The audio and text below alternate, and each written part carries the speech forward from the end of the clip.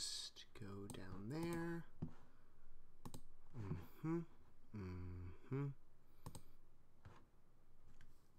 That's not good.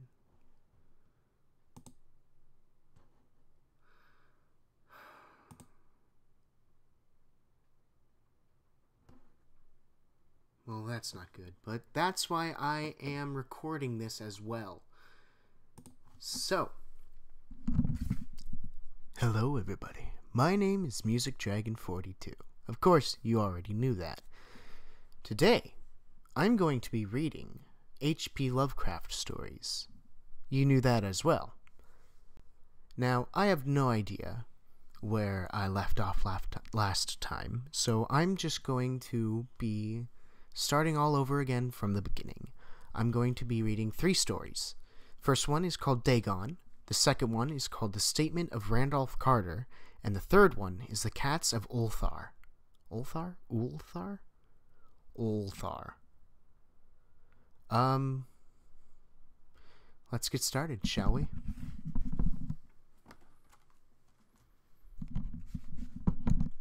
Is the microphone being all weird? That's what I get for loosening it.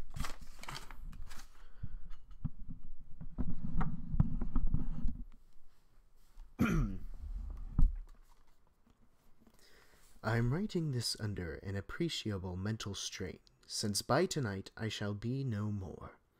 Penniless, and at the end of my supply of the drug which alone makes life endurable, I can bear the torture no longer, and shall cast myself from this garret window into the squalid street below. Do not think from my slavery to morphine that I am a weakling or a degenerate. When you have read these hastily scrawled pages, you may guess, though never fully realize, why it is that I must have forgetfulness or death. It was in one of the most open and least frequented parts of the broad Pacific that the packet of which I was supercargo fell a victim to the German sea raider. Nobody's watching, everybody's waiting. It's already been 2 minutes.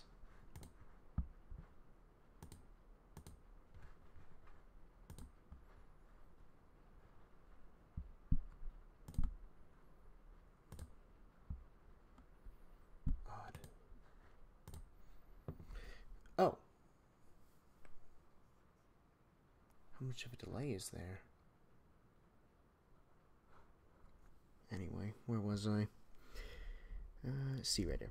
The Great War was then at its very beginning, and the enemy's navy had not reached its latter degree of ruthlessness, so that our vessel was made a legitimate prize, whilst we were of her crew were treated with all the fairness and consideration due us as naval prisoners. So liberal indeed was the fairness and wait.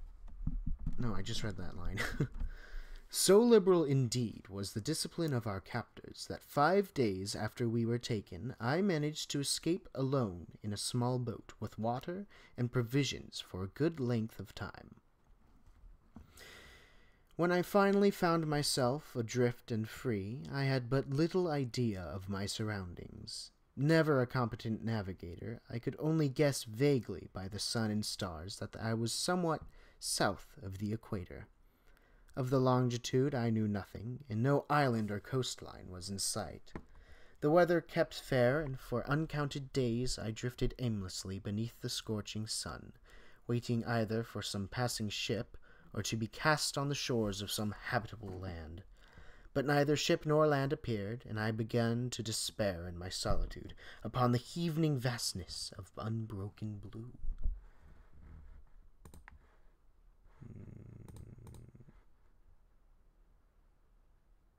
It's a good thing this is recording. Very good.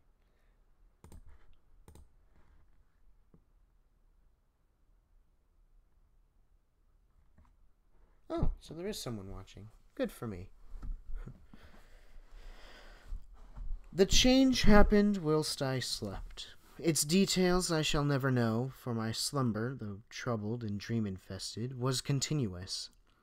When at last I awaked, it was to discover myself half sucked into a slimy expanse expanse of hellish black mire, which contended about me in monotonous undulations as far as I could see, and in which my boat lay grounded some distance away. Though one might well imagine that my first sensation would be of wonder at so prodigious and unexpected a transformation of scenery, I was in reality more horrified than astonished, for there was in the air and in the rotting soil a sinister quality which chilled me to the very core. The region was putrid with the carcasses of decaying fish, and of other lestes that can dwell in absolute silence and barren immensity. There was nothing within hearing and nothing in sight save a vast reach of black slime. Yet the very completeness of the stillness and the homogeneity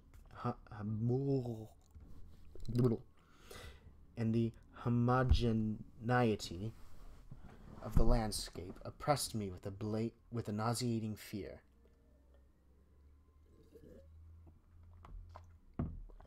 Just words are not today.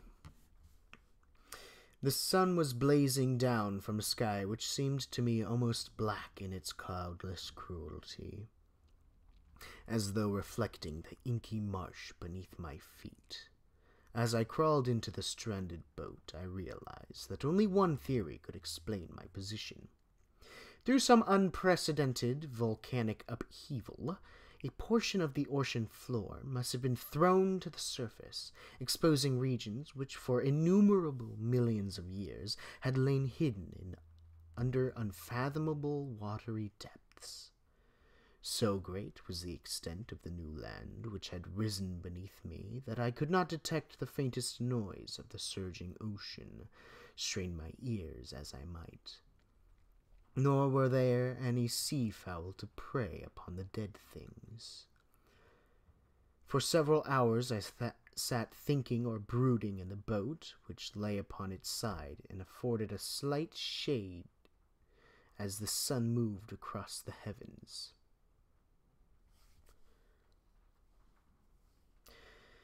As the day progressed, the ground lost some of its stickiness and seemed likely to dry sufficiently for traveling purposes in a short time.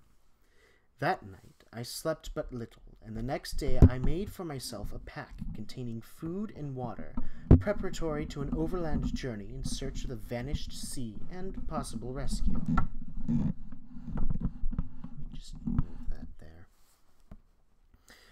On the third morning, I found the soil... Third morning? Wait.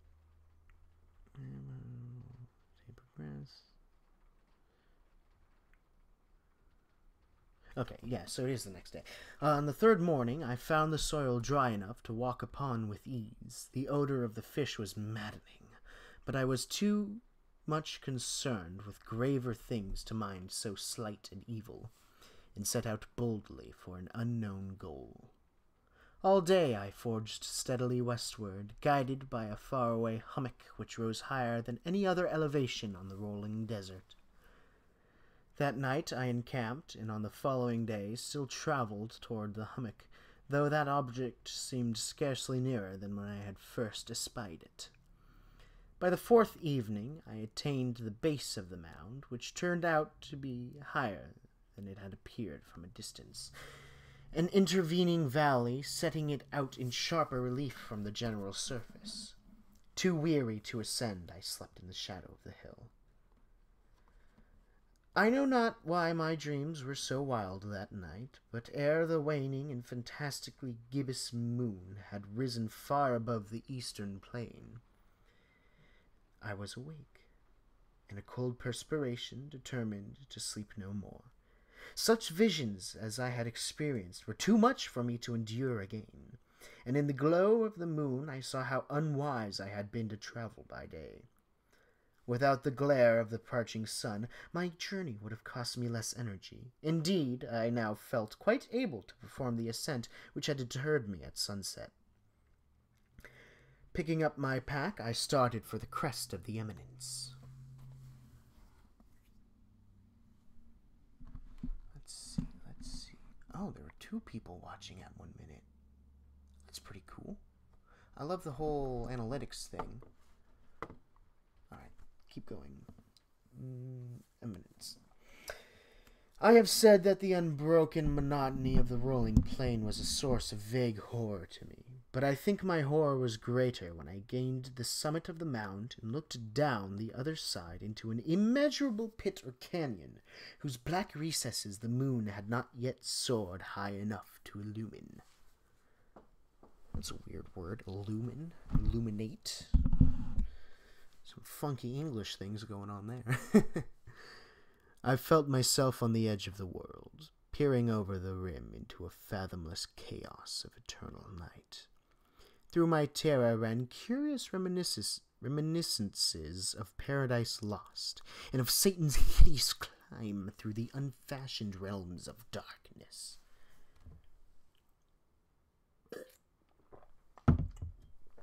I drink water from a mason jar, don't judge me. As the moon climbed higher in the sky, I began to see that the slopes of the valley were not quite so perpendicular as I had imagined. Ledges and outcroppings of rock afforded fairly easy footholds for descent, whilst, after a drop of a few hundred feet, the declivity became very gradual. Urged on by an impulse which I cannot definitely analyze, I scrambled with difficulty down the rocks and stood on the gentler slope beneath, gazing into the Stygian deeps where no light had yet penetrated. All at once my attention was captured by a vast and singular object on the opposite slope, which rose steeply about 100 yards ahead of me, an object that gleamed whitely in the newly bestowed rays of the ascending moon.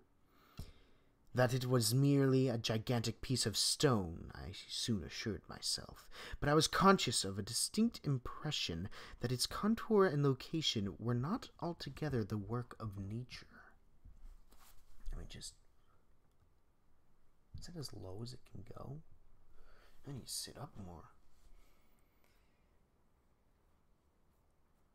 A closer scrutiny filled me with sensations I cannot express, for despite its enormous magnitude and its position in an abyss which had yawned at the bottom of the sea since the world was young, I perceived beyond a doubt that the strange object was a well-shaped monolith whose massive bulk had known the workmanship and perhaps the worship of living and thinking creatures. Oh, now it's too high. Too low. Not low enough. Make up my mind. I should. Thank you, me. Of course. Talking to myself. Oh, shit. Dazed and frightened, yet not without a certain thrill of the scientist's or archaeologist's delight, I examined my surroundings more closely. The moon, now near the zenith, shone weirdly and vividly above the towering steeps that hemmed in the chasm, and revealed the fact that a far-flung body of water flowed at the bottom, winding out of sight in both directions, and almost lapping at my feet as I stood on the slope. Across the chasm, the wavelets rushed to the base of the cyclopean monolith, on whose surface I could now trace both inscriptions and crude sculptures. The writing was in a system of hieroglyphics unknown to me and unlike anything I had ever seen in books, consisting for the most part of conventionalized aquatic symbols such as fishes, eels, octopi, crustaceans, mollusks, whales, and the like. Several characters obviously represented marine things which are unknown to the modern world, but whose decomposing forms I had observed on the ocean-risen plain. It was the pictorial carving, however, that did most to hold me spellbound. Plainly visible across the intervening water, on account of their enormous size, were an array of bas-reliefs whose subjects would have excited the envy of a Doré. I think that these things were supposed to depict men, at least a certain sort of men, though the creatures were shown disporting like fishes in the waters of some marine grotto, or paying homage at some monolithic shrine which appeared to be under the waves as well. Of their faces and forms I dare not speak in detail, for the mere remembrance makes me grow faint.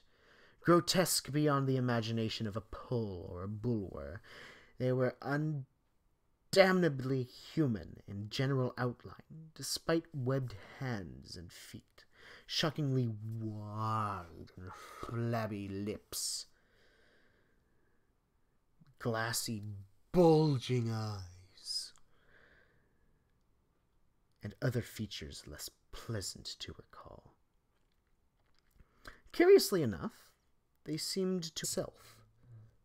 I remarked, as I say, their grotesqueness and strange side, but in a moment decided that they were merely the imaginary gods of some primitive fishing or seafaring tribe. Some tribe whose last descendant had perished eras before the first ancestor of the Piltdown or Neanderthal man was born. Awestruck at this unexpected glimpse into a past beyond the conception of the most daring anthropologist, I stood musing while the moon cast queer reflections on a silent channel before me. And suddenly I saw it. With only a slight churning to mark its rise to the surface, the thing slid into view above the dark waters, vast, Polyphemus-like, and loathsome. It darted like a stupendous monster of nightmares to the monolith, about which it flung its gigantic scaling arms, the while it bowed its hideous head and gave vent to certain measured sounds. I think I went mad then.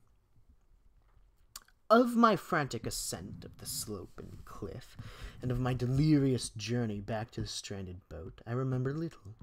I believe I sang a great deal and laughed oddly when I was unable to sing.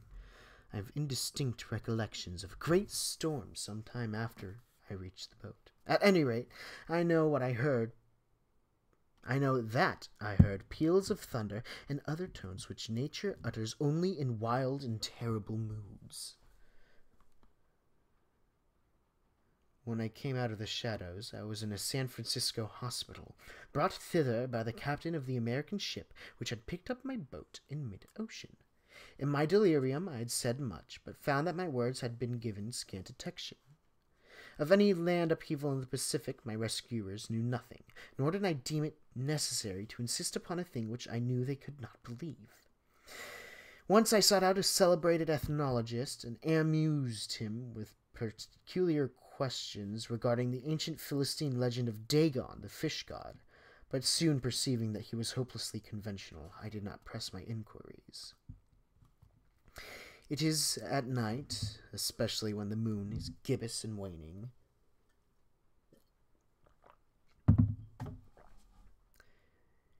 that I see the thing. I tried morphine, but the drug has given only transient surcease, and has drawn me into its clutches as a hopeless slave. So now I am to end matters, having written a full account for the information or the contemptuous amusement of my fellow men. I often ask myself if it could not all have been a pure phantasm, a mere freak of fever as I lay sun-stricken and raving in the open boat after my escape from the German man-of-war. This I ask myself, but ever does there come before me a hideously vivid vision in reply. I cannot think of the deep sea without shuddering at the nameless things that may at this very moment be crawling and floundering on its slimy bed, worshipping their ancient stone idols, and carving their own detestable likenesses on submarine obelisks of water-soaked granite. I dream of a day when they may rise above the billows to drag down talons the remnants of puny war-exhausted mankind. Of a day when the land shall sink and the dark ocean floor shall ascend amidst universal pandemonium. The end is near. I hear a noise at the door, as of some immense slippery body lumbering against it. It shall not find me. God, that hand! The window! The window! And thus concludes the first story. Oh my, oh my, oh my, oh my. This is not good. I can't do anything. How do I change the... Huh. Oh well. Alright, let's see. I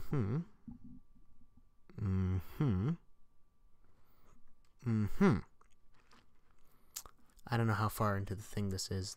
It doesn't say. Does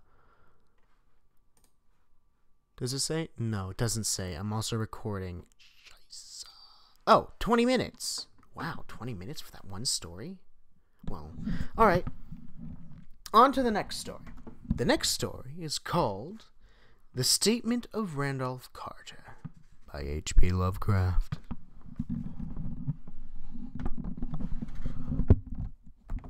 Let me just move that there. Wait. I can move this. Oh, shit. And just move that a bit. Perfect. Well, good enough. Alright. Okay. There's only ever one person watching these things. I don't know why I bother. I bother because I want to be a good YouTuber. Why do I want to be a good YouTuber?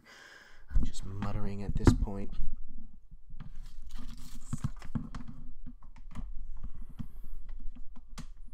You're gonna fight me on this? Really?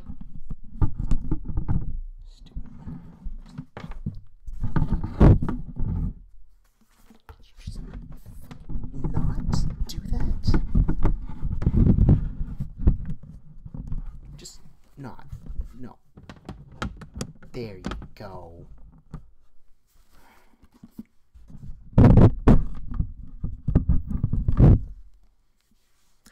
I repeat to you, gentlemen, that your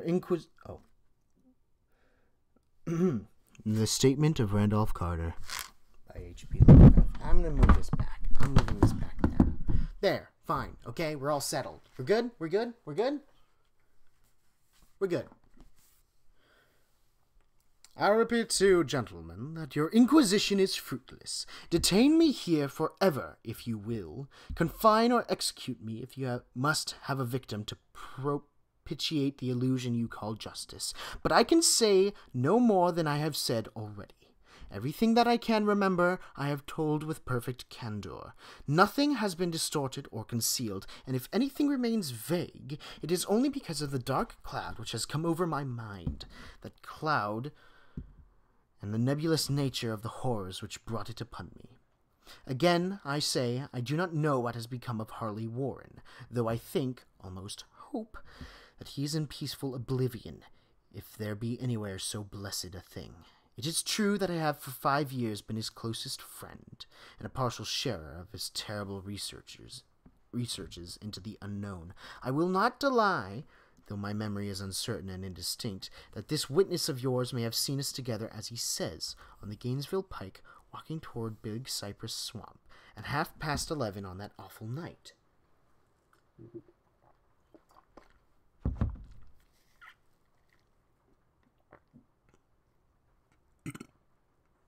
I really hope I'm not too loud, because that would suck.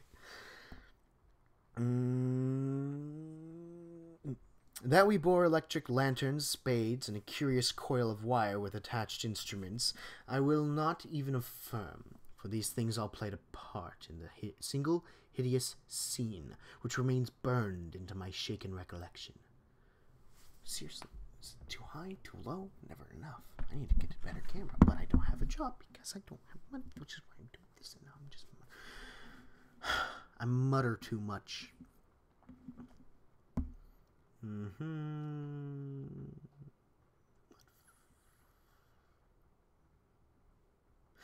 That we bore electric lanterns, spades, and blah blah blah, shaken recollection. But of what followed, and of the reason I was found alone and dazed on the edge of the swamp next morning, I must insist that I know nothing save what I have told you over and over again. You say to me that there is nothing in the swamp or near it which would form the setting of that frightful episode. I reply that I know nothing beyond what I saw. Vision or nightmare it may have been. Vision or nightmare I fervently hope it was. yet it is all that my mind retains of what took place in those shocking hours after we left the sight of men.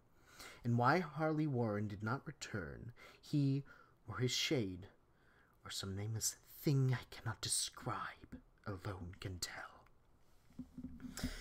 As I have said before, the weird studies of Harley Warren were well known to me, and to some extent shared by me.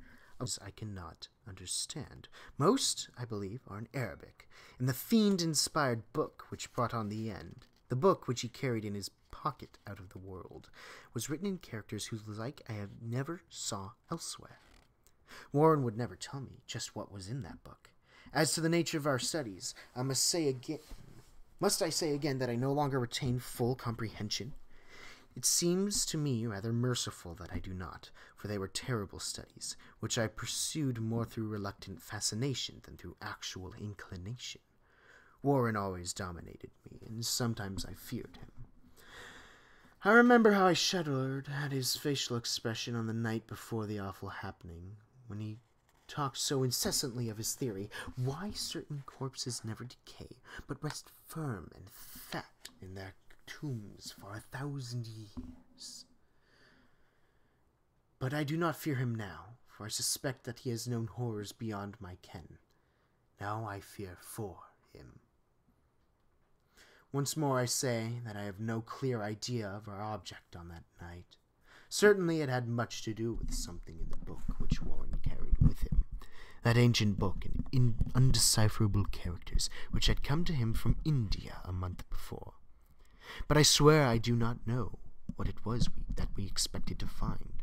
Your witness says he saw us at 11:30 on the Gainesville Pike, headed for Big Cypress Swamp. This is probably true, but I have no distinct memory of it. The picture seared into my soul is of one scene only, and the hour must have been long after midnight, for a waning crescent moon was high in the vaporous heavens. The place was an ancient cemetery, so ancient that I trembled at the manifold signs of immemorial years. It was in a deep, damp hollow, overgrown with rank grass, moss, and curious creeping weeds, and filled with a vague stench which my idle fancy associated absurdly with rotting stone. Seriously. Am I screwing around with this now? Am I screwing around with the microphone? Can I not get any work done? Is the computer gonna kick me off? It's only been 8 minutes? Oh my god. 8 minutes to read a page and a half. There's all these stupid things. There. No. There. Rotting stone. On every hand were the signs of neglect and decrepitude, and I seemed haunted by the notion that Warren and I were the first living creatures to invade a lethal silence of centuries. Alright, that's it. I'm sitting up. Oh, I can move this closer.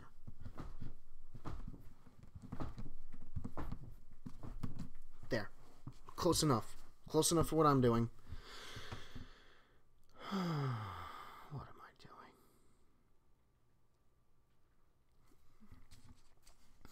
doing? First living creatures to invade a lethal silence of centuries. Over the valley's rim, a waning crescent moon peered through the noisome vapors that seemed to emanate from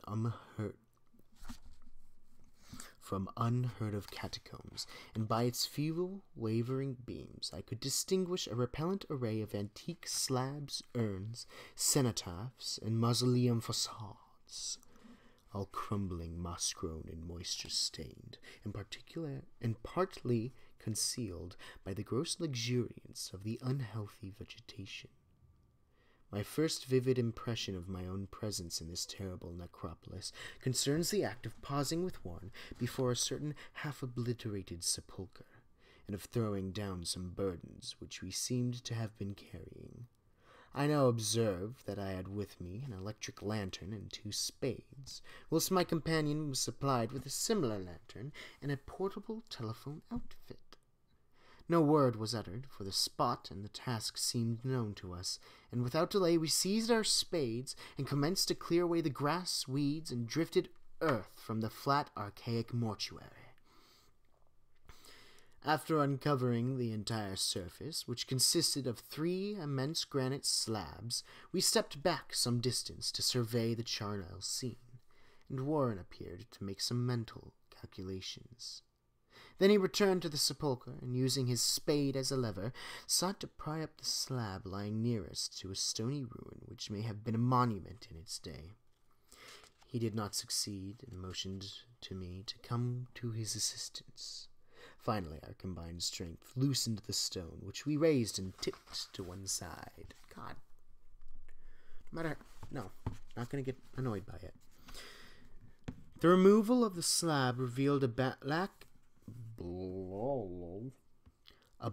aperture from which rushed an effluence of miasmal gases so nauseous that we started back in horror. After an interval, however, we approached the pit again and found the exhalations less unbearable. Our lanterns disclosed the top of a flight of stone steps, dripping with some detestable ichor of the inner earth and bordered by moist walls encrusted with niter. And now, for the first time, my memory records verbal discourse, Warren addressing me at length in his mellow tenor voice, a voice singularly unperturbed by our awesome foundings. "I'm sorry to have to ask you to stay on the surface," he said, "but it would be a crime to let anyone with your frail nerves go down there. You can't imagine, even from what you have read and from what I've told you, the things I shall have to see and do. It's fiendish work, Carter, and I doubt if any man without ironclad sensibilities could ever see it through and come up alive and sane. I don't wish to offend you, and heaven knows I'd be glad enough to have you with me.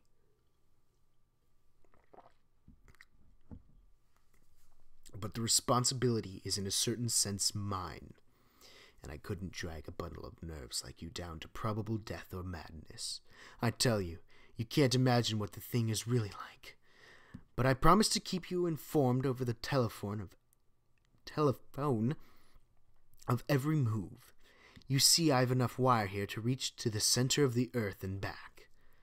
I can still hear in my memory those coolly spoken words, and I can still remember my remonstrances. I seemed desperately anxious to accompany my friend into those sepulchral depths, yet he proved inflexibly obdurate. At one time he threatened to abandon the expedition if I remained insistent, a threat which proved effective, since he alone held the key to the thing. All this I can still remember, though I no longer know what manner of thing we sought. After he had secured my reluctant acquiescence in his design, Warren picked up the reel of wire and adjusted the instruments.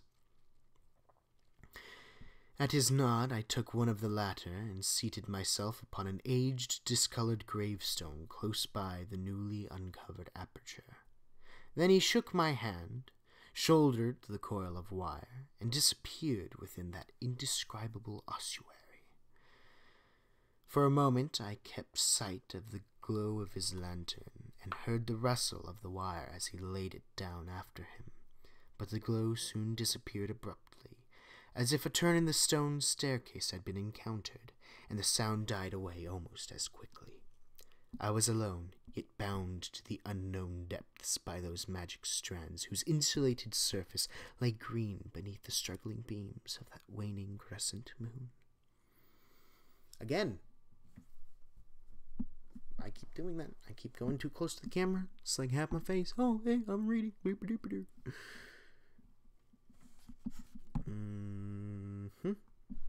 Shouldered the coil of wire. In the lone silence of that hoary and deserted city of the dead, my mind conceived the most ghastly fantasies and illusions, and the grotesque shrines and monoliths seemed to assume a hideous personality, a half-sentience.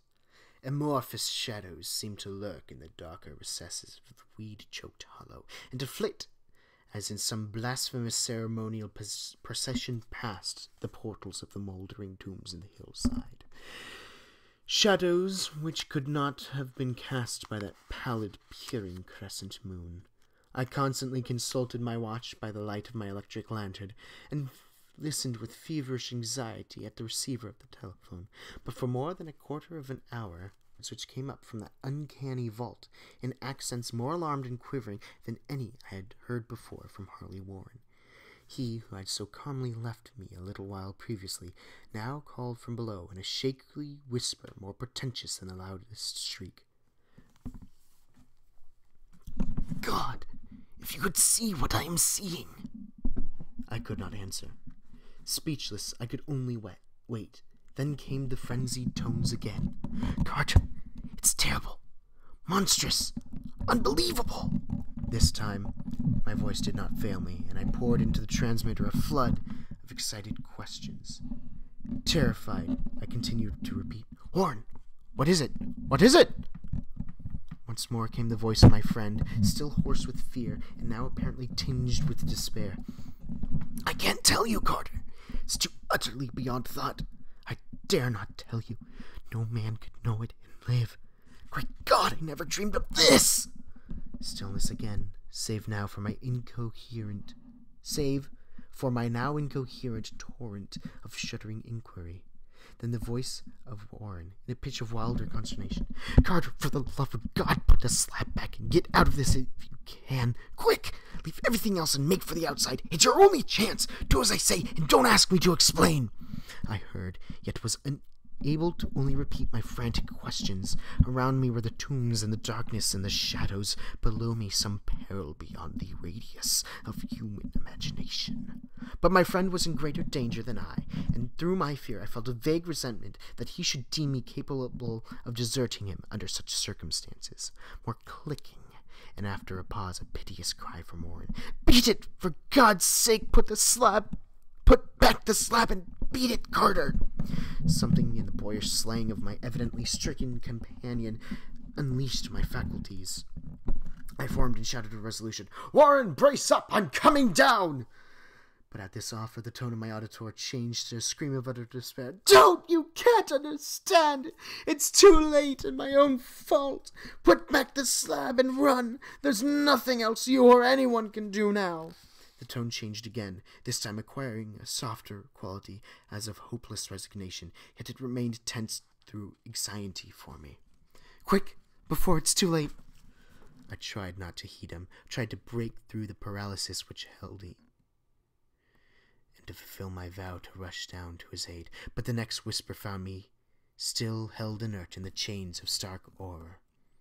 "Carter, hurry! It's no use. You must go. Better one than two. The slab." A pause, more clicking than the faint voice of Warren. "Nearly over now. Don't make it harder. Cover up those damned steps and run for your life. You're losing time. So long, Carter. Won't see you again." Here Warren's whisper swelled into a cry that gradually rose to a shriek fraught with the horror of the ages.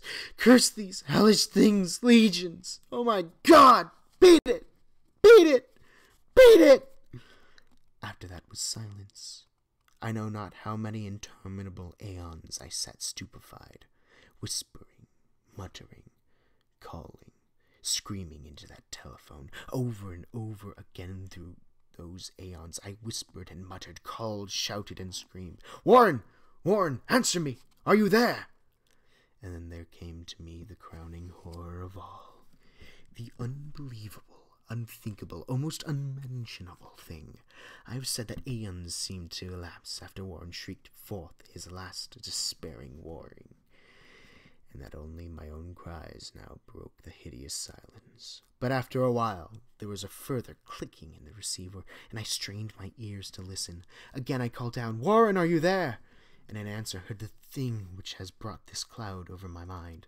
I do not try, gentlemen, to account for that thing, that voice, nor can I venture to describe it in detail, since the first words took away my consciousness and created a mental blank which reaches the time of my awakening in the hospital.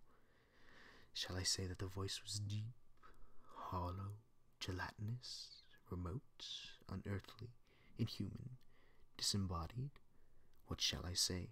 It was the end of my experience, and is the end of my story. I heard it and knew no more. Heard it as I sat petrified in that unknown cemetery in the hollow, amidst the crumbling stones and the falling tombs.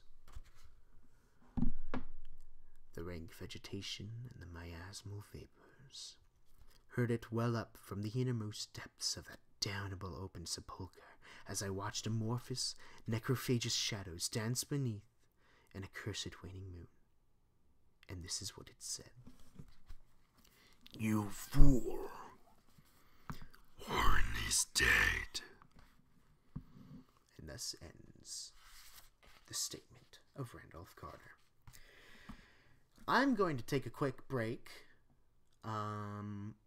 Hopefully nothing bad happens. Oh, shit! Oh, I need more water. I'm gonna use this as bookmark. Oh, the reason there's no background music this time is because apparently Beethoven's Moonlight Sonata is copyrighted. Yeah. Classical music is copyrighted. I don't know if it's because the person performing it isn't Beethoven, therefore it's their own variation, and, it's theirs now, and they can copyright it or whatever, but yeah, it's ridiculous. Oh, my back. It's killing me. Oh, I need to stretch my legs.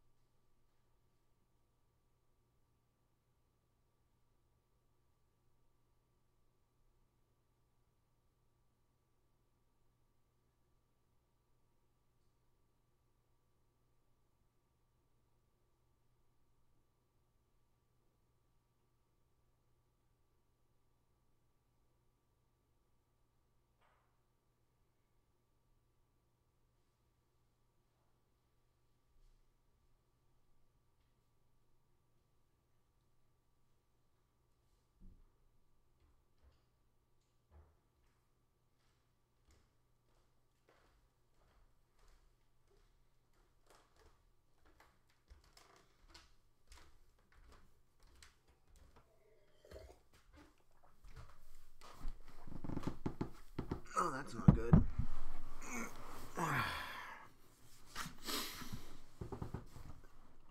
It's really not good. Where was I?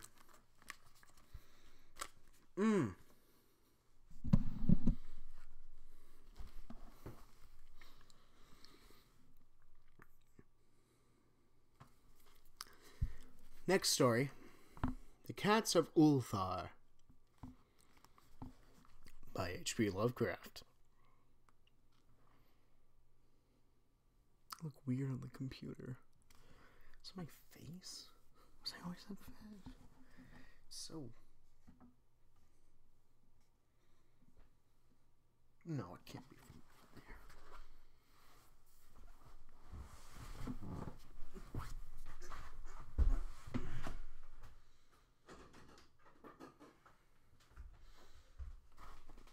Oh, it was. Oh my god.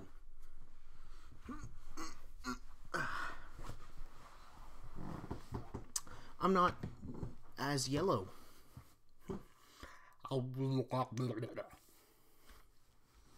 The Cats of Ulthar.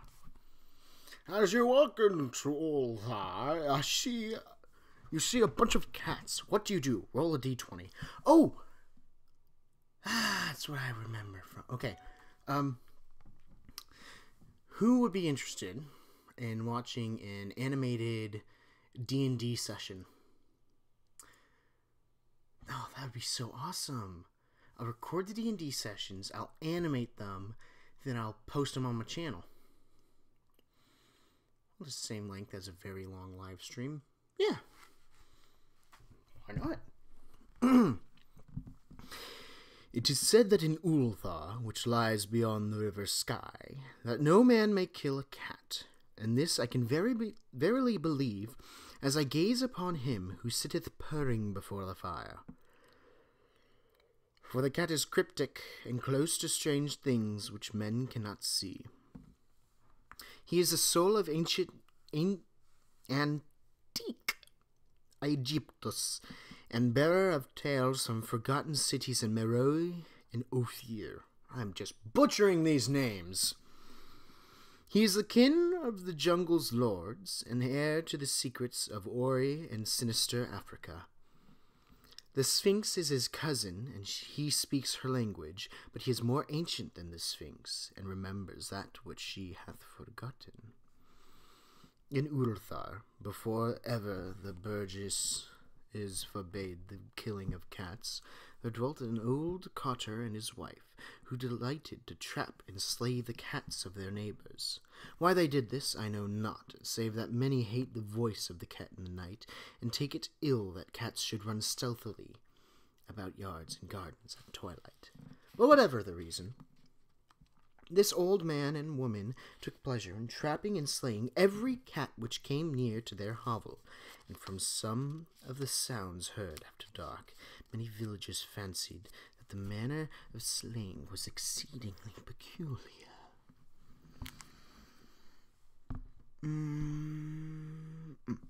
But the villagers did not discuss such things with the old man and his wife, because of the habitual expression on the withered faces of the two, and because their cottage was so small and so darkly hidden under spreading oaks at the back of a neglected yard. In truth, much as the owners of cats hated these odd folk, they feared them more, and instead of berating them as brutal assassins, merely took care that no cherished pet or mouser would stray toward the remote hovel under the dark trees. When through some unavoidable oversight a cat was missed and sounds heard after dark, the loser would lament impotently, or console himself by thanking fate that it was not one of his children who had thus vanished, for the people of Ulthar were simple, and knew not whence it is all cats first came.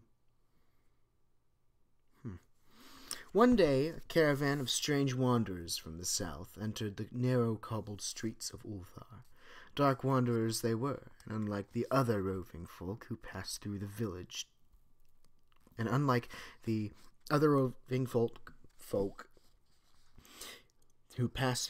twice every year. In the marketplace, they told fortunes for silver, and bought gay beads from the merchants. What was the land of these wanderers, no one could tell, but it was seen that they were given...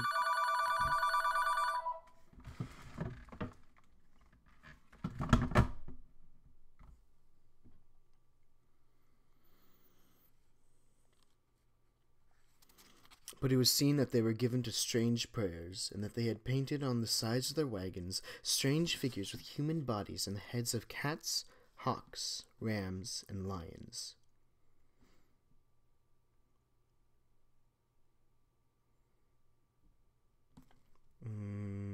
Those are Egyptian gods. Though I don't think I've heard of an Egyptian god with a ram's head. Maybe... Oh, wow. I've been streaming for an hour? Nani? Like that one meme? Omae wa ma wa shinderu. Nani? Oh, fun fact, that meme is from an anime called The Divine Fist of the North Star. It was first started in 1983. Yeah. There's 6 seasons and 155 episodes, and I'm on episode 23. I'm binge watching the whole thing, baby. I've been watching it on Verve VRV, which has the Cyanide and Happiness show, which goes up to season 3, which is very good. It has tons of other anime, such as Goblin Slayer. That time I got reincarnated as a slime. Akashic Records of a bastard magic instructor. The Familiar of Zero.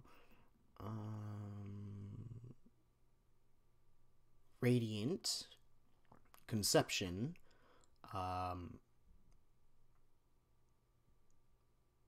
Amagi Brilliant Park. Tons of anime. Just tons of anime. Don't take my word for it. Go check it out. But not now. Not now, because, I'm reading stuff. Oh, yeah.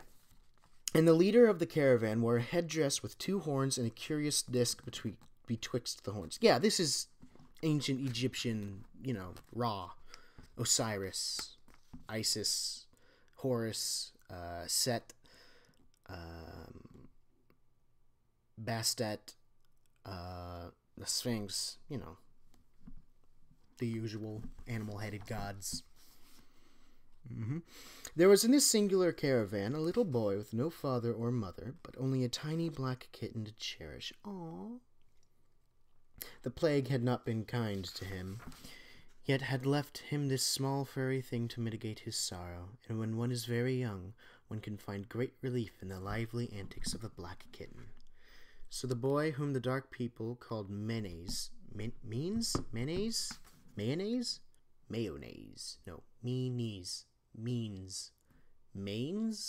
M-E-N-E-S, Bob for short, smiled more often than he wept as he sate? Is the past tense of sat? Sitten? Stay in Ulthar. Bob could not find his kitten. I'm just totally awesome with these names, by the way. Just 10 out of 10. Perfect. Find his kitten, and as he sobbed aloud in the marketplace, certain villagers told him of the old man and his wife, and of sounds heard in the night. And when he heard these things, his sobbing gave place to meditation, and finally to prayer. He stretched out his arms toward the sun and prayed in a tongue no villager could understand, though indeed the villagers did not try very hard to understand, since their attention was mostly taken up by the sky and the odd shapes the clouds were assuming. It was very peculiar, but as the little boy uttered his petition, there seemed to form overhead the shadowy, nebulous figures of exotic things, of hybrid creatures crowned with horn-flanked discs. See what I told you? I told you. Didn't I tell you? Nature is full of such illusions to impress the imaginative. Illusions, right. Oh my god, am I doing a let's play of a book? That's a new low, even for me. My god. I'm reading a book and commenting. Nani? It's like the only thing I can think of.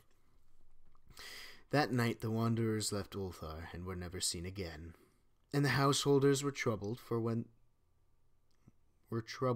when they noticed that in all the village there was not a cat to be found.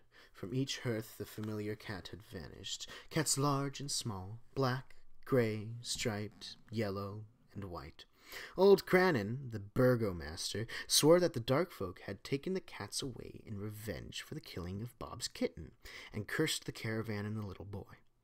But Nith, the lean notary, declared that the old cutter and his wife were more likely persons to suspect, for their hatred of cats was notorious and increasingly bold. Still, no one durst complain to the durst, past tense of dare?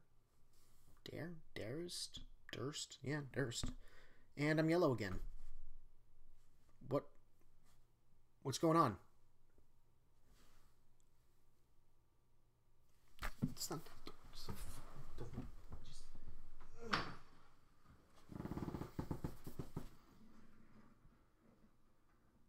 Now it's a cool blue. I like it. Also, I think I'm burning some paper right here. Let me just... Nope, I made a mistake. That was a mistake. Oh, God. And I'm, like, so close to the end of the story, too. Why do I do these things? Ah, my eyes, it's so bright. Yeah, it's so bright. It's all on my face. Oh, my glasses. Alright, now I'm just making fun of people. I'm a terrible person, but I've accepted that fact. Where was I? Bookmark! Line!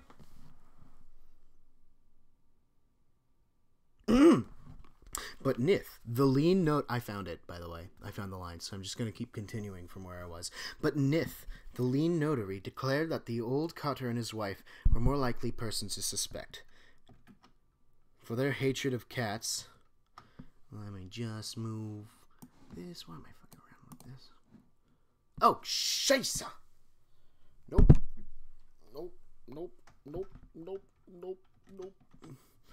I do not like that bicycle. There we go. Yeah, no, that's just boring. It's like an hour long. Nobody's gonna watch this shit. Oh, I almost threw up there. That's what I get for eating cookies. You know, I'm the only one in my family who actually likes Samoa's, the Girl Scout cookies. It's weird. They're so good. Just hope they're not with coconut. Oh God, if they had coconut shavings. I'm getting sidetracked, though. Declared that the old cotter and his wife were more likely person, blah, blah, blah. Okay.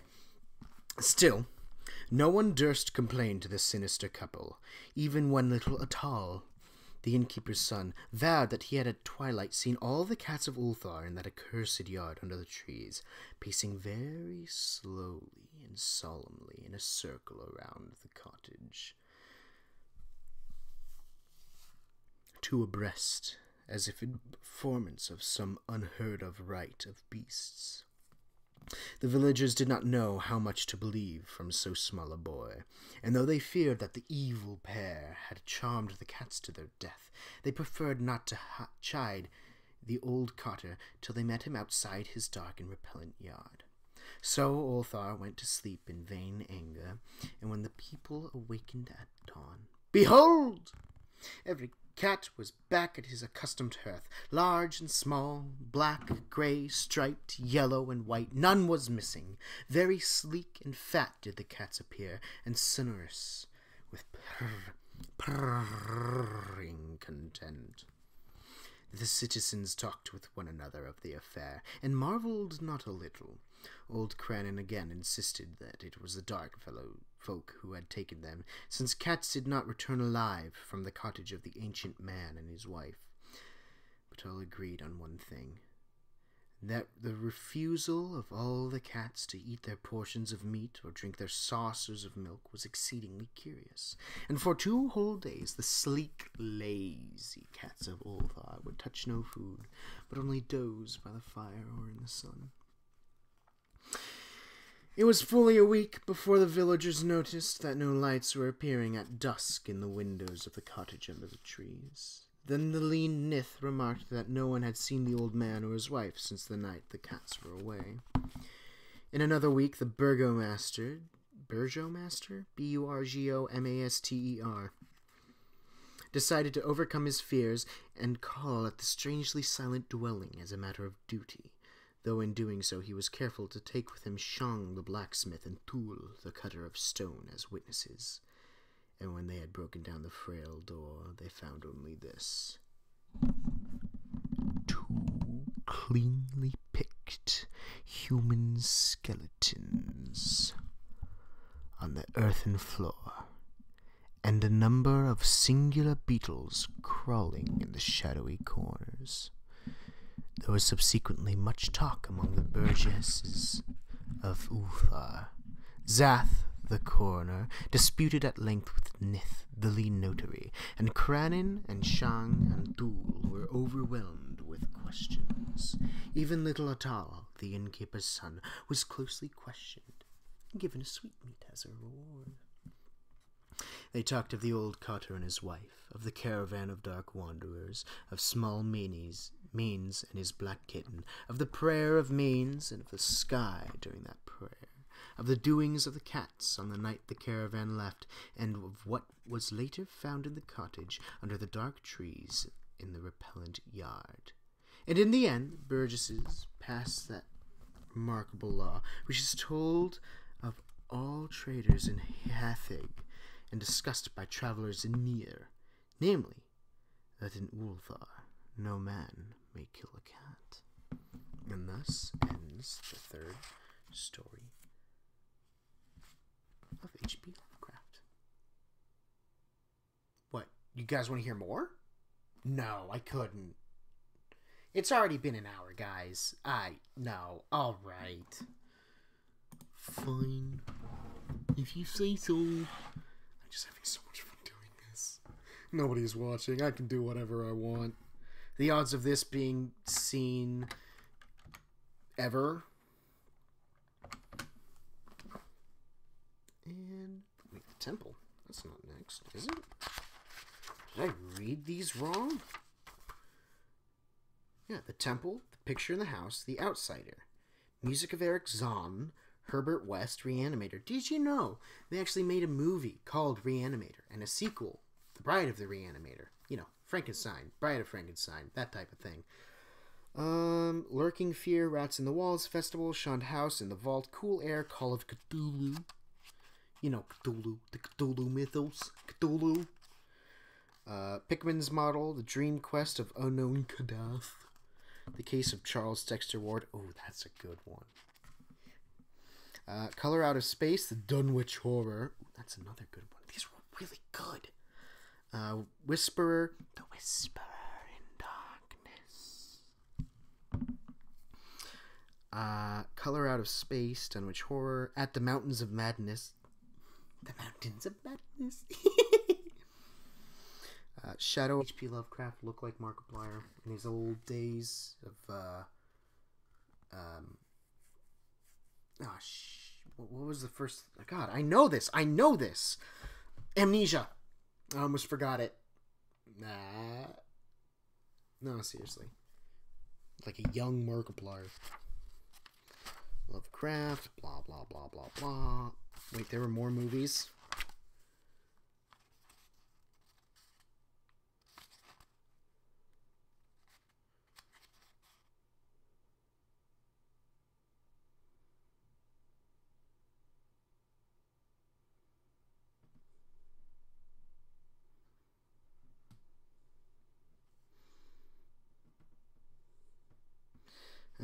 Yeah, that is not dead which can eternal lie, and with strange aeons even death may die. Alright. One more. Temple. V M P L E E. Story time. Dagon, Statement of Randolph Carter. Scheisse.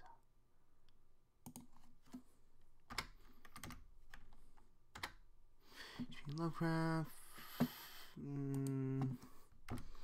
Let's edit that.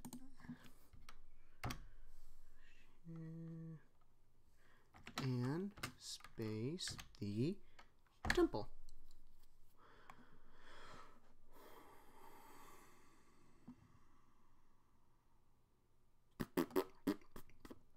Alright, doing this one now.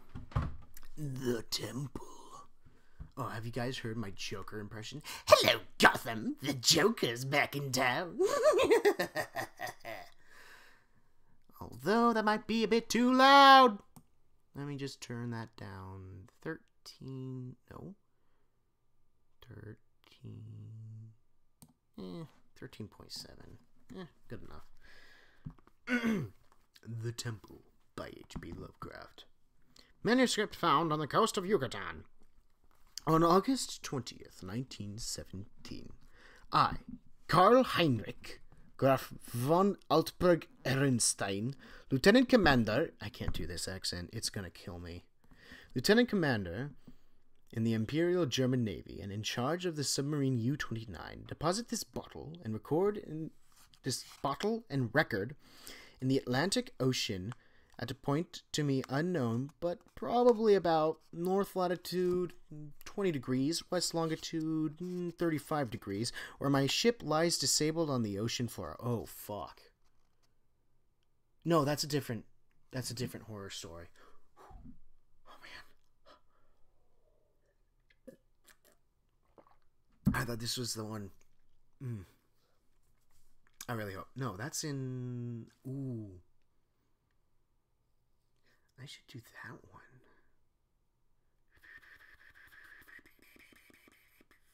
I'll do it next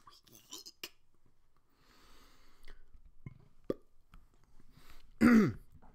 I do so because of my desire to set certain unusual facts before the public, a thing I shall not in all probability survive to accomplish in person, since the circumstances surrounding me are as menacing as they are extraordinary, and involve not only the hopeless crippling of the U-29, but the impairment of my iron German will in a manner most disastrous. On the afternoon of June 8th, as reported by wireless to the U-61, bound for Kiel, we torpedoed the British freighter Victory, New York to Liverpool, in north latitude 45 degrees 16 minutes west, 16 minutes, west longitude 28 degrees 34 minutes. Permitting the crew to leave in boats in order to obtain a good cinema view for the Admiralty records. The ship sank quite picturesquely, bow at first, then the stern rising high out of the water, whilst the hull shot down perpendicularly to the bottom of the sea. Our camera missed nothing, and I regret that so fine a reel of film should never reach Berlin. After that, we sank the lifeboats with our guns and submerged. Okay, that is a dick move, man. You can't just let people escape a boat. I mean, you can't shoot a boat. You can't sink a boat, have all the people escape, and then sink their boats. That's dick move. Again, I am live streaming myself, reading a book, and commenting on a dead man's literary...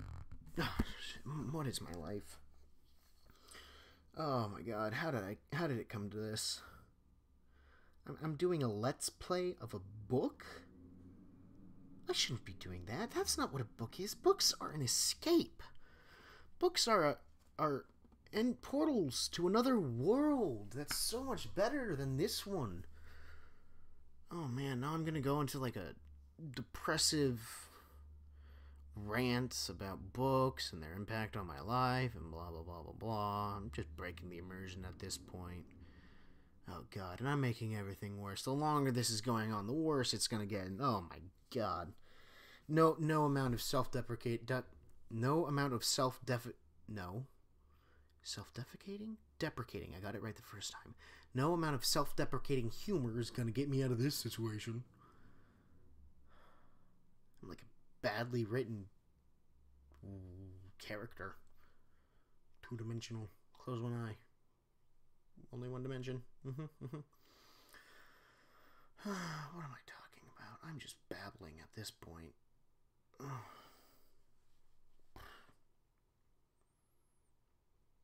I can't. I don't want to edit that out. No. Maybe. I'll sleep on it, forget, and just leave it in. Permitting the crew to leave in boats. We then shot down the boats because we're dicks. When we rose to the surface about sunset, a seaman's body was found on the deck, hands gripping the railing in curious fashion. The poor fellow was young, rather dark, and very handsome, probably an Italian or Greek, and undoubtedly of the Victory's crew. He had evidently sought refuge on the very ship which had been forced to destroy his own, one more victim of the unjust war of aggression which the English pig dogs are waging upon the fatherland. I'm not getting into that. Nope. No way, no how. Nope, not gonna touch that. What the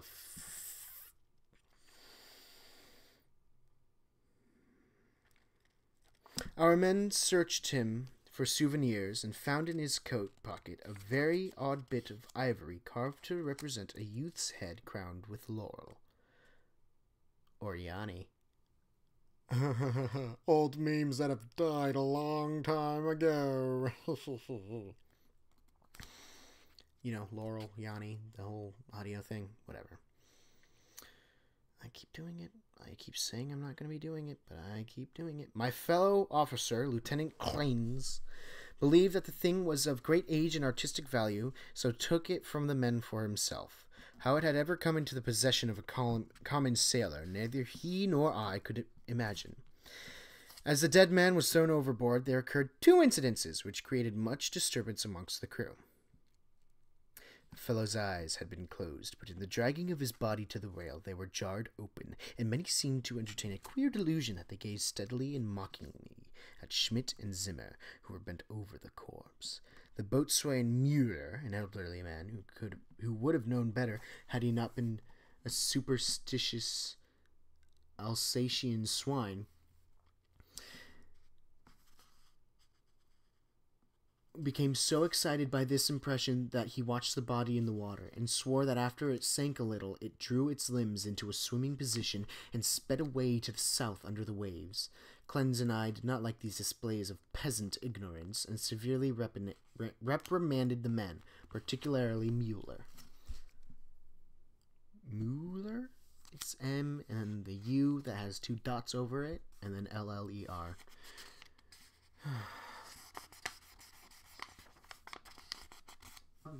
Not too loud! Not too quiet. Yeah. Oh my god, I'm gonna have to wait, and this is gonna be such a... It's not too loud. Not too loud! Not too quiet. Jesus. What about Jesus? I'm a terrible person. The next day, a very troublesome situation was created by the indisposition of some of the crew. They were evidently suffering from the nervous strain of our long voyage, and had had bad dreams. Several seemed quite dazed and stupid, and after satisfying myself that they were not feigning their weaknesses, I excused them from their duties. The sea was rather rough, so we descended to a depth where the waves were less troublesome. Here we were comparatively calm, despite a somewhat puzzling southward current, which we could not identify from our oceanographic charts. The moans of the sick men were decidedly annoying, but since they did not appear to demoralize the rest of the crew, we did not resort to extreme measures. It was our plan to remain where we were and intercept the liner Dacia, mentioned in information from agents in New York.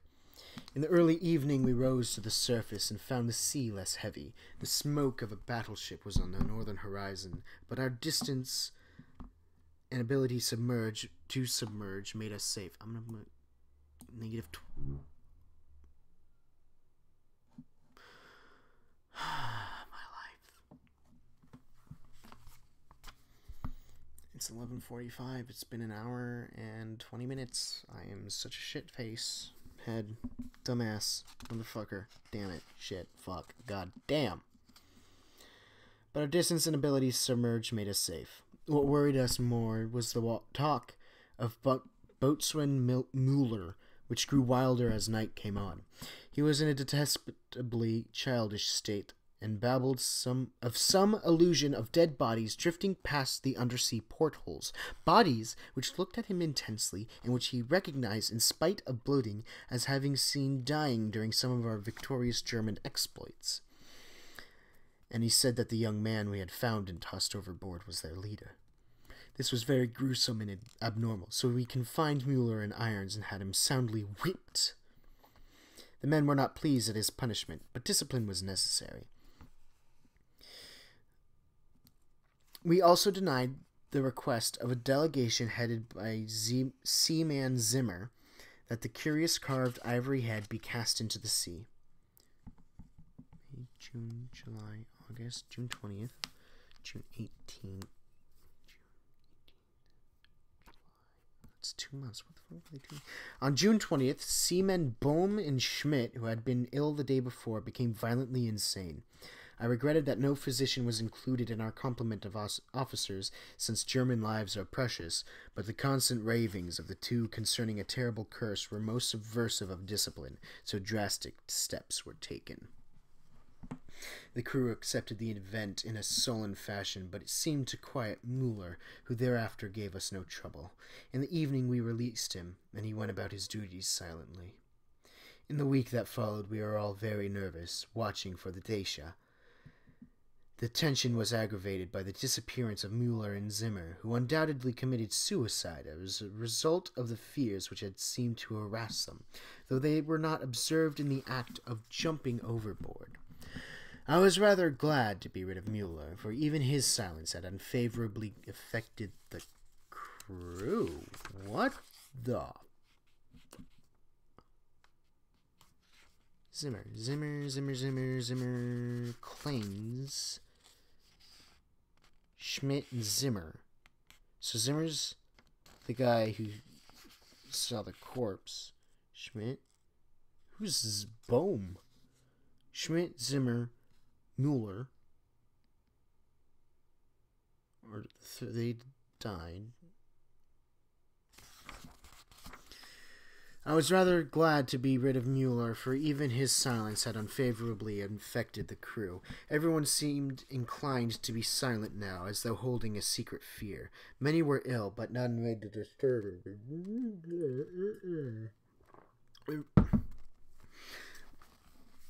Lieutenant Klenze, K-L-E-N-Z-E, chafed under the strain and was annoyed by the merest trifles, such as the school of dolphins which gathered about the U-29 in increasing numbers, and the growing intensity of that southward current which was not on our chart.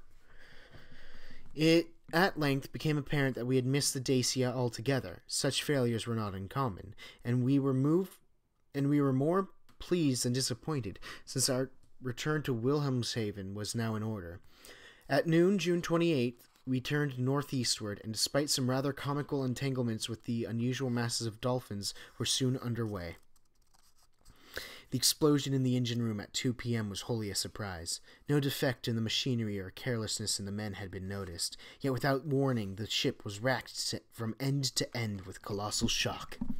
Lieutenant Klenz hurried to the engine room, finding the fuel tank and most of the mechanism shattered, and engineers Robb and Schneider instantly killed. Our situation had suddenly become grave indeed, for though the chemical air generators were intact, and though we could use the devices for raising and submerging the ship and opening the hatches as long as compressed air and storage batteries might hold out, we were powerless to propel or guide the submarine. To seek rescue in the lifeboats would be to deliver ourselves into the hands of enemies unreasonably embittered against our great German nation, and our wireless had failed ever since the Victory affair to put us in touch. And our wireless had failed ever since the Victory affair to put us in touch with a fellow U-boat of the Imperial Navy. Okay, that sentence could have been worded really differently.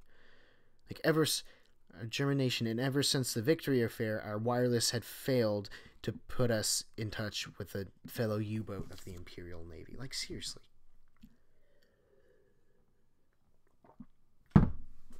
I digress. From the hour of the accident till July 2nd, we drifted constantly to the south, almost without plans and encountering no vessel. Dolphins still encircled the U-29, a somewhat remarkable circumstance, considering the distance we had covered. On the morning of July 2nd, we sighted a warship flying American colors, and the men became very restless in their desire to surrender. Finally, Lieutenant Klenz had to shoot a seaman named Traub, who urged this un-German act with especial violence. This quieted the crew for the time, and we submerged unseen.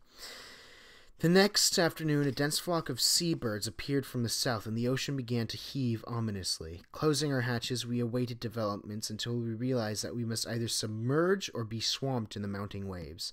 Our air pressure and electricity were diminishing, and we wished to avoid all unnecessary use of our slender mechanical resources, but in this case there was no choice. We did not descend far, and when after several hours the sea was calmer, we decided to return to the surface. Here, however, a new trouble developed, for the ship failed to respond to our direction, in spite of all that the mechanics could do. As the men grew more frightened at this undersea imprisonment, some of them began to mutter again about Lieutenant Klenz's ivory image, but the sight of an automatic pistol calmed them. We kept the poor devils as busy as we could, tinkering at the machinery, even when we knew it was useless. Klenz and I usually slept at different times, and it was during my sleep, about 5 a.m. July 4th, that the general mutiny broke loose. The 6 remaining pigs of seamen, suspecting that we were lost, had suddenly burst into a mad fury at our refusal to surrender to the Yankee battleship 2 days before, and were in a delirium of cursing and destruction. They roared like the animals they were, and broke instruments and furniture indiscriminately, screaming about such nonsense as the curse of the ivory image and the dark dead youth who looked at them and swam away. Lieutenant Klenz seemed paralyzed and inefficient, as one might expect of a soft, womanish Rhinelander. I shot all 6 men, for it was necessary, and made sure that none remained alive. We expelled the bodies through the double hatches and were alone in the U-29. Klenz seemed very nervous and drank heavily. It was decided that we remain alive as long as possible, using the large stock of provisions and chemical supply of oxygen, none of which had suffered from the crazy antics of those Schweinhund seamen. Our compasses, depth gauges, and other delicate instruments were ruined, so that henceforth our only reckoning would be guesswork, based on our watches, the calendar, and our apparent drift, as judged by any objects we might spy through the portholes or from the conning tower. Fortunately, we had storage batteries still capable of long use, both for interior lighting and for the searchlight. We often cast a beam around the ship, but saw only dolphins, swimming parallel to our own drifting course. I was scientifically interested in those dolphins, for though the ordinary Delphinus delphis is a cetacean animal, unable to subsist without air, I watched one of the swimmers closely for 2 hours, and did not see him alter his submerged condition. With the passage of time, Klenz and I decided that we were still drifting south, meanwhile sinking deeper and deeper. We noted the marine fauna and flora, and read much on the subject in the books I had carried with me for spare moments. I could not help observing, however, the inferior scientific knowledge of my companion. His mind was not Prussian, but given to imaginings and speculations which have no value. The fact of our coming death affected him curiously, and he would frequently pray in remorse over the men, women, and children we had sent to the bottom, forgetting that all things are noble which serve the German state. Wow, this is really... No. After a time, he became noticeably unbalanced, gazing for hours at his ivory image and weaving fanciful stories of the lost and forgotten things under the sea. Sometimes, as a psychological experiment, I would lead him on in these wanderings, and listen to his endless poetical quotations and tales of sunken ships. I was very sorry for him, for I disliked to see a German suffer, but he was not a good man to die with. For myself, I was proud, knowing how the fatherland would revere my memory, and how my sons would be taught to be men like me. On August 9th, we espied the ocean floor and sent a powerful beam from the searchlight over it. It was a vast undulating plain, mostly covered with seaweed and strewn with the shells of small mollusks. Here and there were slimy objects of puzzling contour, draped with weeds and encrusted with barnacles, which Cleanse declared must be ancient ships lying in their graves. He was puzzled by one thing: a peak of solid matter, protruding above the ocean bed, nearly 4 feet at its apex, about 2 feet thick, with flat sides and smooth upper surfaces which met at a very obtuse angle. I called the peak a bit of outcropping rock, but Cleanse thought he saw carvings on it. Sound familiar? After a while he began to shudder and turned away from the scene as if frightened, yet could give no explanation save that he was overcome with the vastness, darkness, remoteness, antiquity, and mystery of the oceanic abysses. His mind was tired, but I am always a German, and was quick to notice 2 things: that the U-29 was standing the deep sea pressure splendidly, and that the peculiar dolphins were still about us, even at a depth where the existence of high organisms is considered impossible by most naturalists. That I had previously overestimated our depth, I was sure, but nonetheless we must still be deep enough to make these phenomena remarkable. Our southward speed, as gauged by the ocean floor, was about as I had estimated from the organisms pass at higher levels.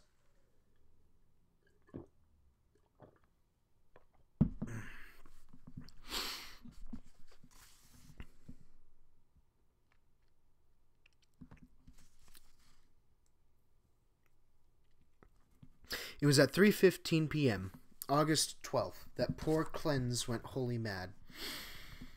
He had been in the conning tower using the searchlight when I saw him bound into the library compartment where I sat reading, and his face at once betrayed him. I will repeat here what he said, underlining the words he emphasized. "He is calling! He is calling! I hear him! We must go!" As he spoke, he took his ivory image from the table, pocketed it, and seized my arm in an effort to drag me up the companionway to the deck. In a moment, I understood that he meant to open the hatch and plunge with me into the water outside, a vagary of suicidal and homicidal mania for which I was scarcely prepared. As I hung back and attempted to soothe him, he grew more violent, saying, "Come now, do not wait until later. It is better to repent and be forgiven than to defy and be condemned."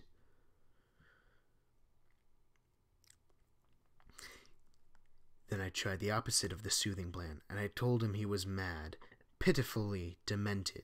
But he was unmoved and cried, "If I am mad, it is mercy. May the gods pity the man who in his callousness can remain sane to the hideous end. Come and be mad whilst he still calls with mercy."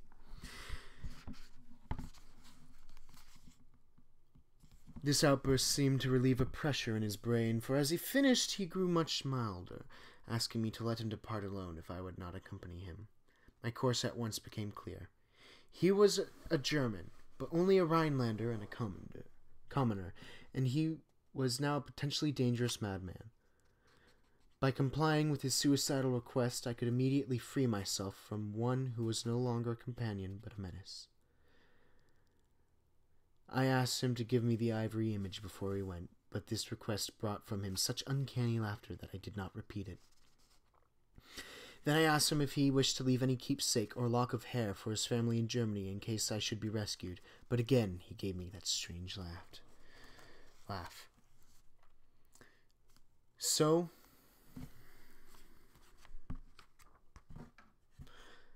as he climbed the ladder, I went to the levers and, allowing proper time intervals, operated the machinery which sent him to his death.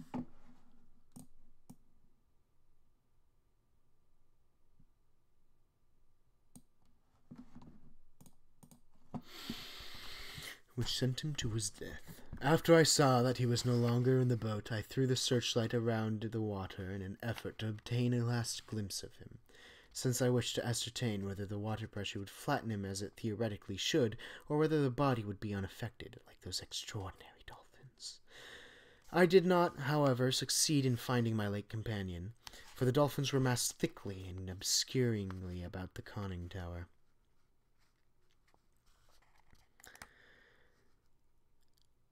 That evening I regretted that I had not taken the ivory image surreptitiously from poor Cleanse's pocket as he left, for the memory of it fascinated me.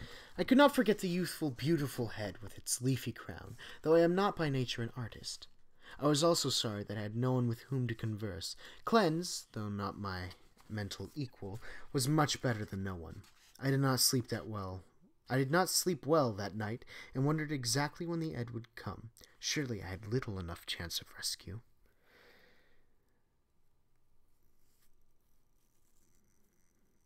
The next day I ascended to the conning tower and commenced the customary searchlight explorations. Northward, the view was much the same as it had been all the 4 days since we had sighted the bottom, but I perceived that the drifting of the U-29 was less rapid. As I swung the beam around to the south, I noticed that the ocean floor ahead fell away in a marked declivity and bore curiously regular blocks of stone in certain places, disposed as if in accordance with definite patterns. The boat did not at once descend to match the greater ocean depth, so I was soon forced to adjust the searchlight to cast a sharply downward beam. Owing to the abruptness of the change, a wire was disconnected, which necessitated a delay of many minutes for repairs. But at length the light streamed on again, flooding the marine valley below me.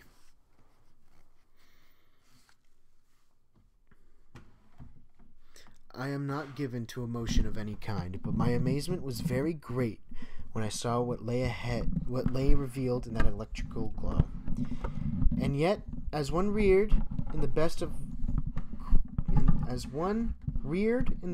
Kultur of Prussia, I should not have been amazed, for geology and tradition alike tell us of great transpositions in oceanic and continental areas. What I saw was an extended and elaborate array of ruined edifices, all of magnificent though unclassified architecture, and in various stages of preservation. Most appeared to be of marble, gleaming whitely in the rays of the searchlight, and the general plan was of a large city at the bottom of a narrow valley, with numerous isolated temples and villas on the steep slopes above. Roofs were fallen and columns were broken, but there still remained an air of immemorially ancient splendor which nothing could efface. Confronted at last with the Atlantis I had formerly deemed largely a myth, I was the most eager of explorers. At the bottom of the valley, beautiful.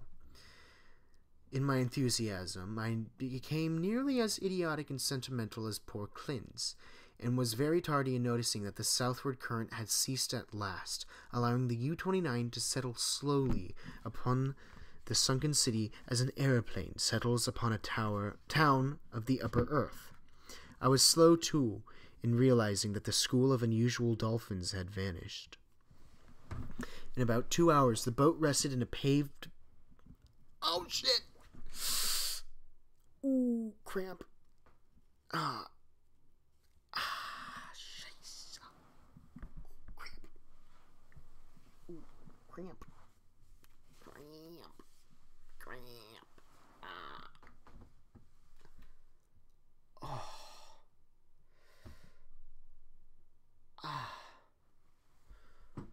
Oof. Oh, shit. Fuck.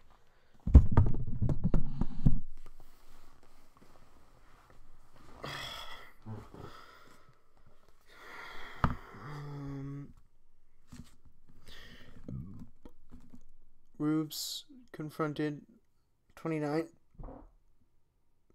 In about 2 hours, the boat rested in a paved plaza close to the rocky wall of the valley. On one side, I could view the entire city as it sloped from the plaza down to the old riverbank.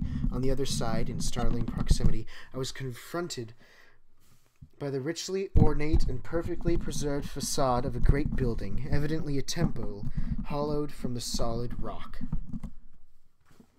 Hollowed from the solid rock. solid rock. Of the original workmanship of this titanic thing, I can only make conjectures. The facade, of immense magnitude, apparently covers a continuous hollow recess, for its windows are many and widely distributed. In the center yawns a great open door, reached by an impressive flight of steps, and surrounded by exquisite carvings like the figures of bacchanals in relief. Foremost of all are the great columns and frieze, both decorated with sculptures and an inexpressible beauty, obviously portraying idealized pastoral scenes and processions of priests and priestesses bearing strange ceremonial devices in adoration of a radiant god. The art is the most phenomenal perfection, largely Hellenic in idea, yet strangely individual. It imparts an impression of terrible antiquity, as though it were the remotest rather than the immediate ancestor of Greek art. Nor can I doubt that every detail of this massive product was fashioned from the virgin hillside rock of our planet. It is palpably a part of the valley wall, though how the vast interior was ever excavated I cannot imagine. Perhaps a cavern or series of caverns furnished the nucleus.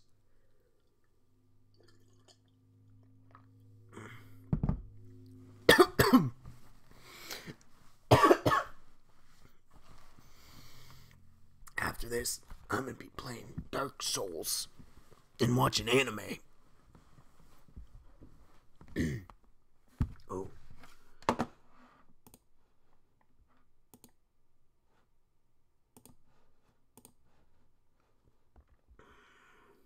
And watching anime.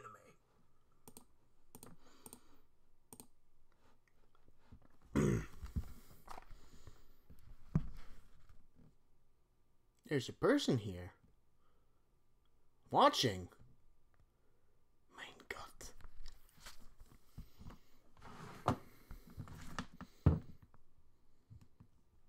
It's 12:04. Where's that coming from? Ah, oh, damn it. Alright, I'm going to finish this up really quick. Let me see. How many more pages do I have? Oh, jeez. I can do this, but I'm going to have to read fast.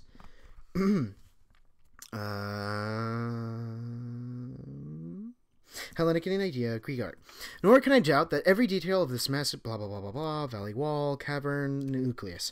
Neither age nor submersion has corroded the pristine grandeur of this awful fane. For fane indeed it must be, and today, after thousands of years, it rests untarnished and inviolate in the endless night and silence of an ocean chasm.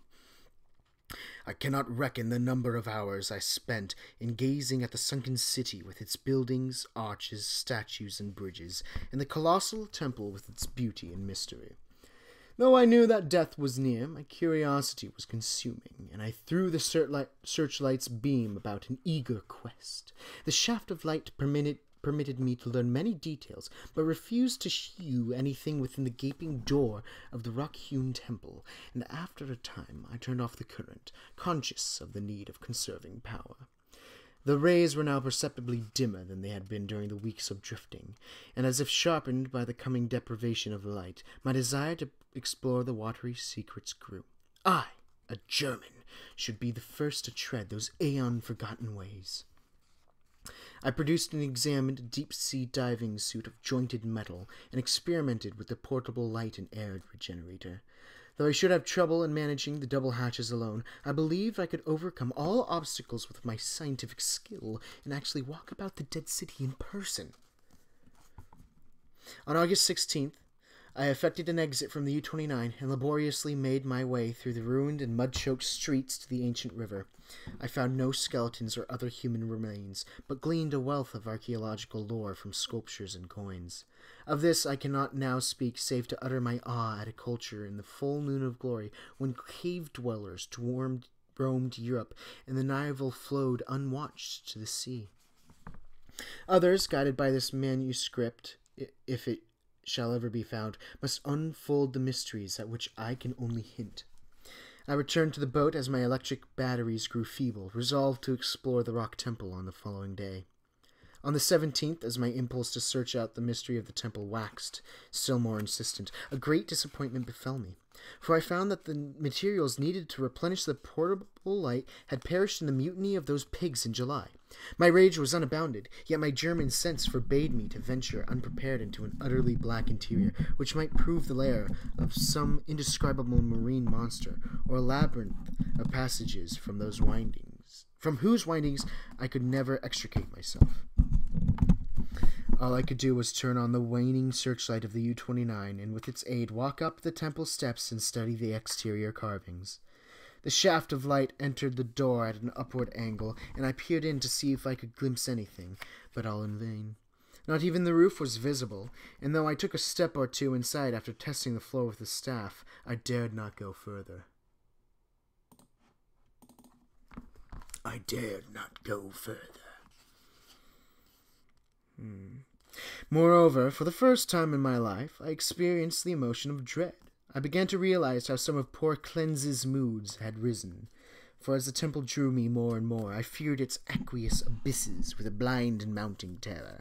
Returning to the submarine, I turned off the lights and sat thinking in the dark. Electricity must now be saved for emergencies. Saturday, the 18th, I spent in total darkness, tormented by thoughts and memories that threatened to overcome my German will. Cleanse had gone mad and perished before reaching this sinister remnant of a past unwholesomely remote, and advised me to go with him. Was indeed fate preserving my reason only to draw me irresistibly to an end more horrible and unthinkable than any man has dreamed of? Clearly, my nerves were sorely taxed, and I must cast off these impressions of weaker men. So close to the end. I could not sleep Saturday night and turned on the lights regardless of the future. It was annoying that the electricity should not last out the air and provisions. I revived my thoughts of euthanasia and examined my automatic pistol. Toward morning I must have dropped to sleep with the lights on, for I woke in darkness yesterday afternoon to find the batteries dead. I struck several matches in succession, and desperately regretted the improvidence which had caused us long ago to use up the few candles we carried. After the fading of the last match I dared to waste, I sat very quietly without a light. As I considered the inevitable end, my mind ran over the preceding events, and developed a hitherto dormant impression which would have caused a weaker and more superstitious man to shudder. The head of the radiant god in the sculptures in the rock temple is the same as that carven bit of ivory which the dead sailor brought from the sea, and which poor Cleanse carried back into the sea. I was a little dazed by this coincidence. The coincidence was strange, but I was too sound a reasoner to connect the circumstances. Solid rock.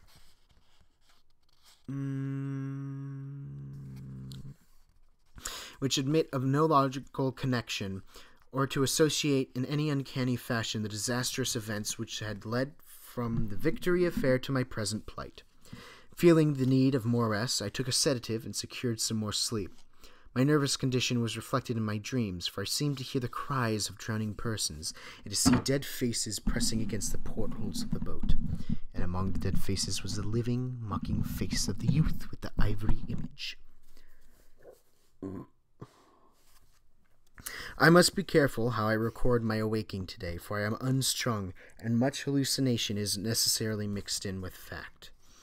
Psychologically, my case is most interesting, and I regret that it cannot be observed scientifically by a competent German authority. Upon opening my eyes, my first sensation was an overmastering desire to visit the rock temple, a desire which grew every instant, yet which I automatically sought to resist through some emotion of fear which operated in the reverse direction.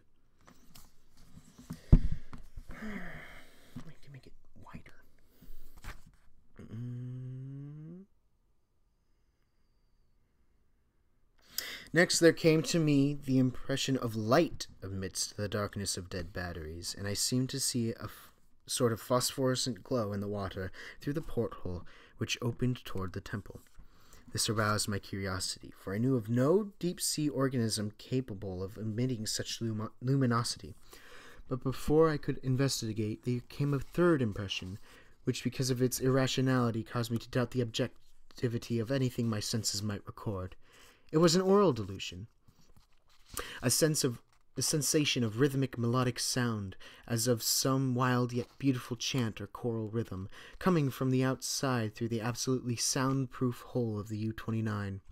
Convinced of my psychological and nervous abnormality, I lighted some matches and poured a stiff dose of sodium bromide solution, which seemed to calm me to the extent of dispelling the illusion of sound. But the phosphorescence remained, and I had difficulty in repressing a childish impulse to go to the porthole and seek its source. It was horribly realistic, and I could soon distinguish by its aid the familiar objects around me, as well as the empty sodium bromide glass, of which I had no former visual impression in its present location. The last circumstance made me ponder, and I crossed the room and touched the glass. It was indeed in the place where I had seemed to see it.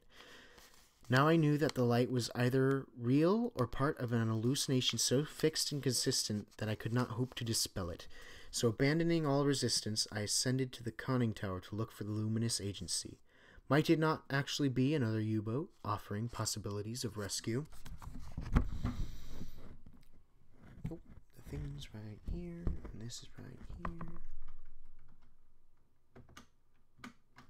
I have 10 minutes.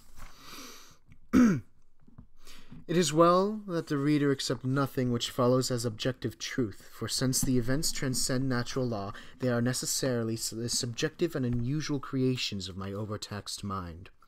When I attained the conning tower, I found the sea in general far less luminous than I had expected. There was no animal or vegetable phosphorescence about, and the city that sloped down to the river was invisible in blackness.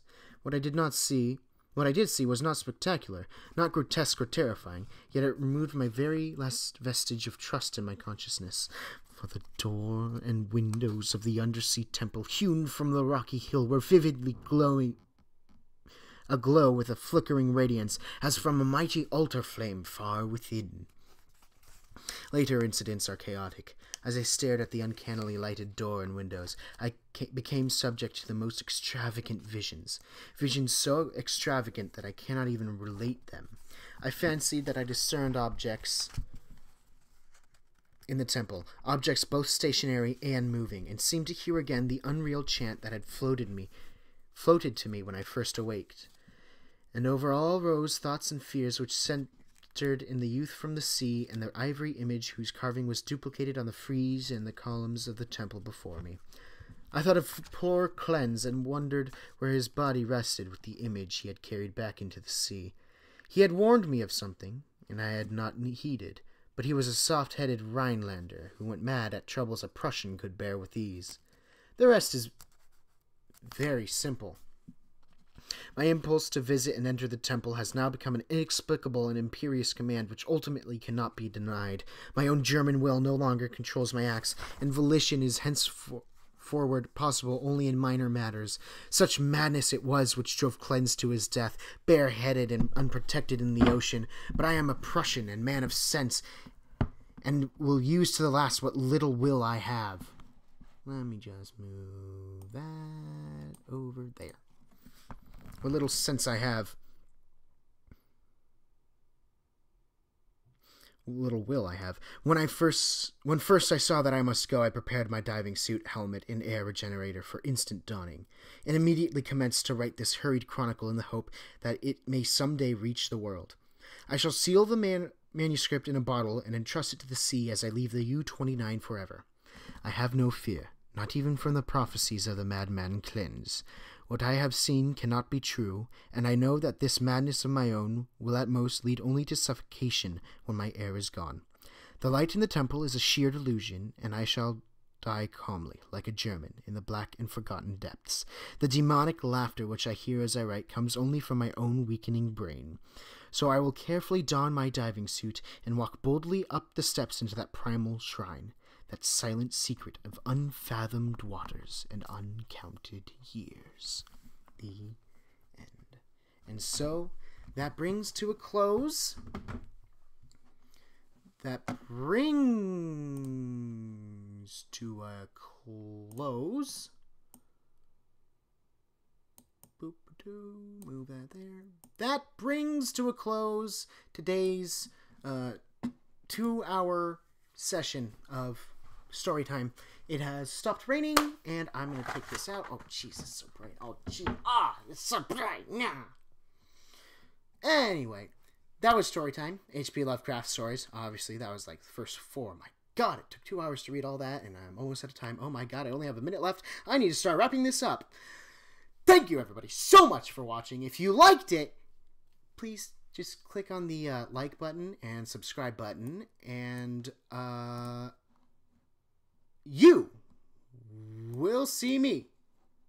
Wait, my name is MusicDragon42. Thank you so much for watching. If you like this video, don't forget to like, comment, subscribe, share. Hit that like button in the face. Like a boss. No, I need to find my own original thing. Anyway, thank you so much for watching. I've said this 3 times. Oh my God, I'm going to keep doing the same outro over and over until I run out of time. Alright, anyways, thank you. And as always, you will see me in the next video. Goodbye.